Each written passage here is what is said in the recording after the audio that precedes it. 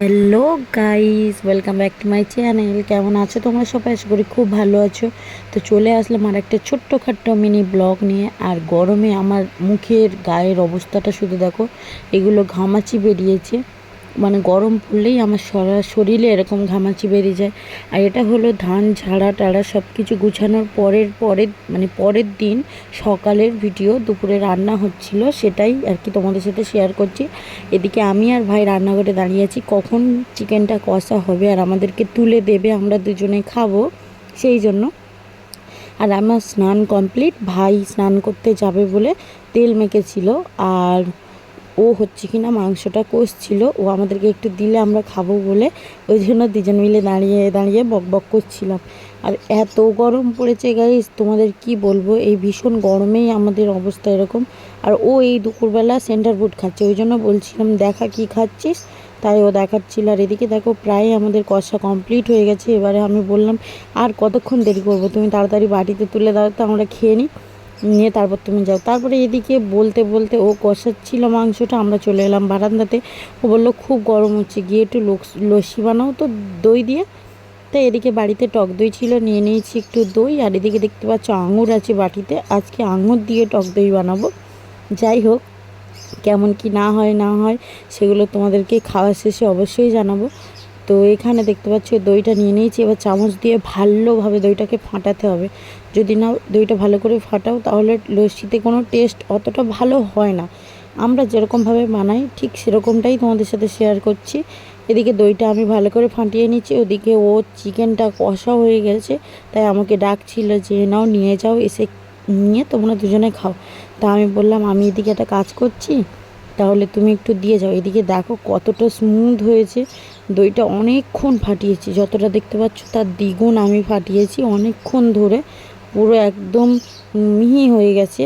তো এদিকে দইটা ফাটাতে ফাটাতে আমি কি করলাম, দইটা রেখে ও ডাকছিল তাই শুনতে যাওয়ার আগে বলি এদিকে চাট মশলাটা দিয়ে দিই, দিয়ে আর তারপরে যাচ্ছি বলে। এদিকে দেখতে পাচ্ছ এই মশলাটা মা বানিয়ে পাঠিয়েছে। সব কিছু যখন এরকম ধরনের কিছু খাই, কোনো ফল টল মাখা টাকা করলে এটা দিয়ে আমি খাই, আমার খুব ভালো লাগে খেতে, বেশ ঝাল ঝাল লাগে।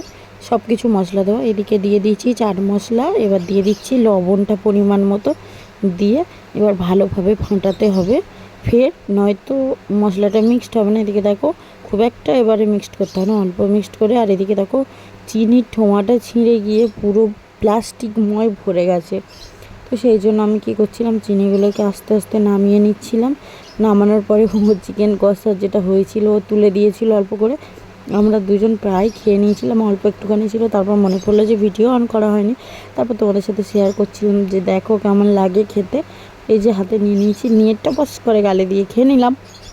যাই হোক, কার কার খেতে ইচ্ছে করছে গাইস কমেন্টসে জানাবে।